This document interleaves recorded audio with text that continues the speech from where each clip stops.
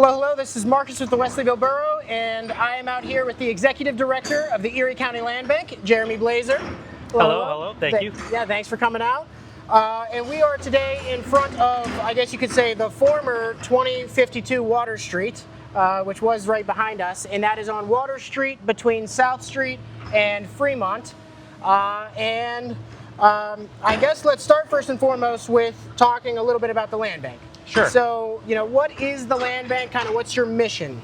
So the Erie County Land Bank, we operate throughout all of Erie County, except for the city of Erie limits. There's another land bank, Erie Land Bank, that operates there. Our goals are to eliminate blight and to return properties back to their most productive use, get them back on the tax rolls. Awesome. And as you said, you've done work all across the county, but at least historically, I think this may be the first project that's happened in Wesleyville, at least for a long, long, long time, if ever. Yes, we discussed, and there's properties that we have our eye on in Wesleyville, but this is the first project that we brought to completion. Yeah, awesome. And now in terms of 2052 Water Street, I think I probably don't have to tell much to the public. People have known about it for a long time. It's been blighted for a long time, really an eyesore for this block, this area of the community. I'm going to mess up some of these dates, and it doesn't really matter too much, I guess, but I think the water's been off since, was it 2011? Okay, was it? 14. 14? Maybe. And then I know it was, I think, vacant since at least 2010 or something, and I think anybody looking at it, it had grass growing out of the roof, the roof was collapsing in certain areas.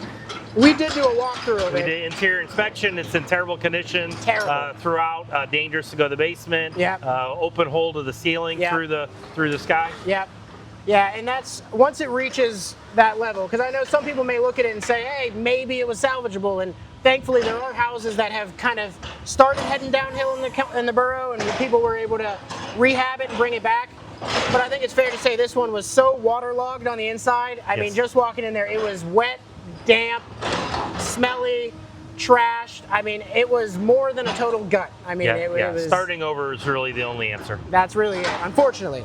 But this property has been, certainly blighted for a while and uninhabited for a while. And I will say, I mean, I'll acknowledge, quite frankly, this was a code enforcement failure on the part of the borough. It should have never gotten to this point. This is really a disgrace on our part, and we're going to do better in the future. That's all we can really say. But even still, these things are pretty complex. So let's talk about what made this one kind of a little bit complex. Sure. Typically, the land bank is acquiring vacant and tax delinquent properties. While this was vacant and in poor condition, it was not tax delinquent. And when we actually got to the owner through the help of the borough, he was current on his mortgage. So this is a property that we had to work with the owner to acquire. We had to help him satisfy his mortgage, and we had to clear the taxes. Well, the taxes weren't cleared, so we just had to take it from him individually instead of working through a tax claim process. Yes, yeah. So, I mean, to many people, just in case, let me turn this the other way here, just in case, so that I don't know how loud it is with this thing. But to a lot of people, you may look at it and be like, wow, that is so obviously blighted and so obviously a problem. But actually, yeah, as you said, it was up on taxes, and he had a mortgage on it, which was current. Too. Mm-hmm. So that made it very difficult. The typical powers that we have to kind of step in, we really can't do when it's up on taxes and when there's a mortgage on it. So, right. Thankfully on this one we were able to work with the owner directly, and we figured something out, and now it transferred into the land bank's hands. Thankfully, in terms of the cost of the demo and everything, thankfully county resources at the land bank were able to be utilized to help us here. We really appreciate that. Sure. And that there was no cost to the borough in terms of the demo and everything, and certainly bringing it back.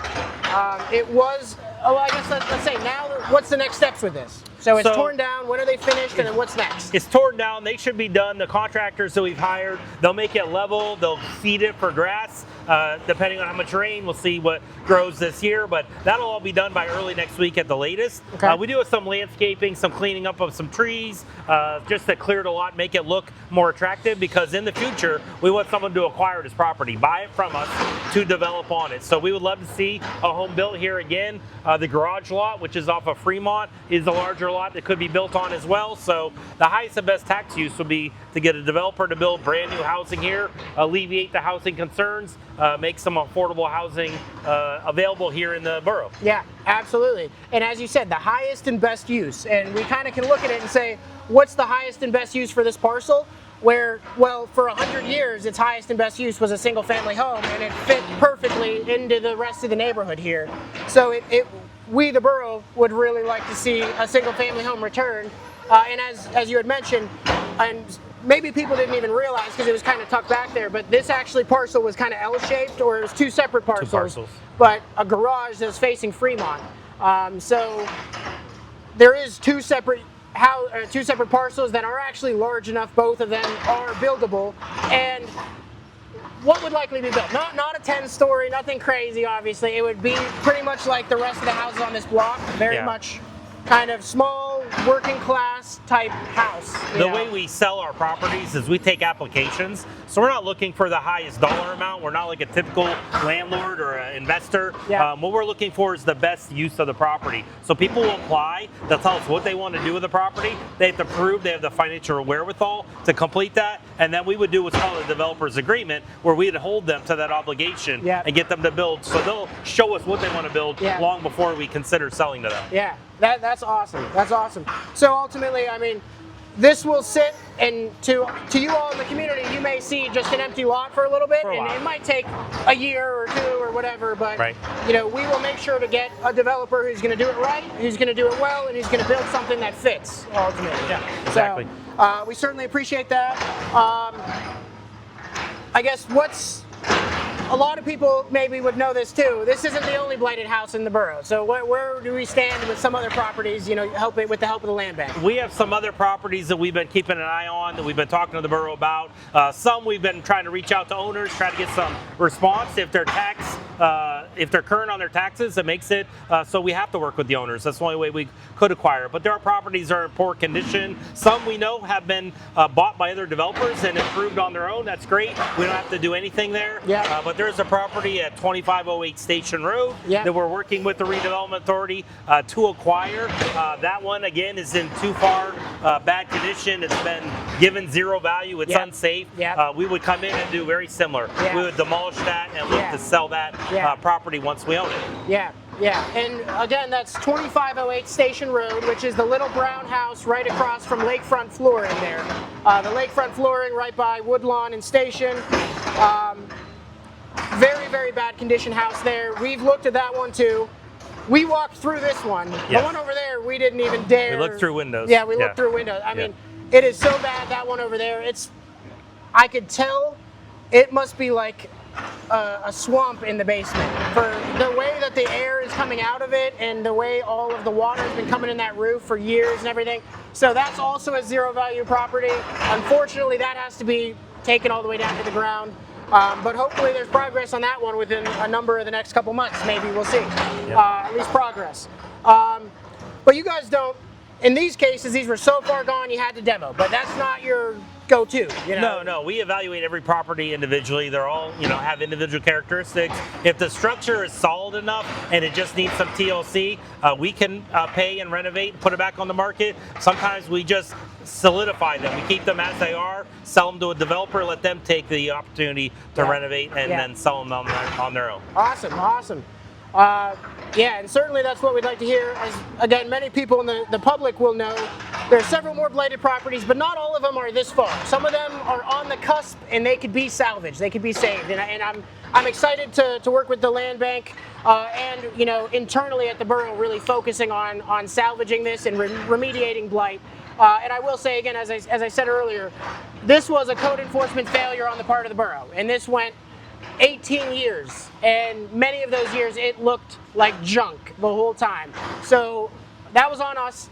In the last year here, and certainly moving ahead, we're investing a lot more in our code enforcement. We're putting a lot more focus on code enforcement, and we will be chasing down these property owners, and we will make sure that they're taking care of the housing in the borough and the business district. I know a lot of people feel strongly about the business district too, that it really is looking just not what it could be. It just looks rough, and it's because a lot of times we have these out of state, or at least out of the borough landlords who just don't really seem to care about this, but we need to show them that there's people in the community who do care, And when you let a house go, it impacts the neighbors, and we're not going to let that happen. So, you know, we're going to really step it up. But I do want to put a call to action out to the public that you're our eyes and ears on the ground.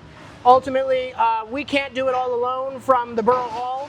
You know, we need the community to be active. Reach out when you have a code complaint. You can go to wesleyville.gov/code. Again, wesleyville.gov/code, and there's an online form that you can fill out to you know, inform us of a problem property, and then we'll chase it down and we'll do something about it. But ultimately, you're our eyes and ears, so make sure that you reach out and help us by informing us of these things going on in the borough. So I think we pretty much covered a lot, right? I don't think we're missing anything out. Once again, from the entire borough administration, the borough as a community, you know, everything, thank you very much to the Erie County Land Bank for what you've done with this investment here. We really appreciate that. And thank you for coming out. Thank you. We look forward to more projects in the future. Absolutely. Have a good one. Thanks.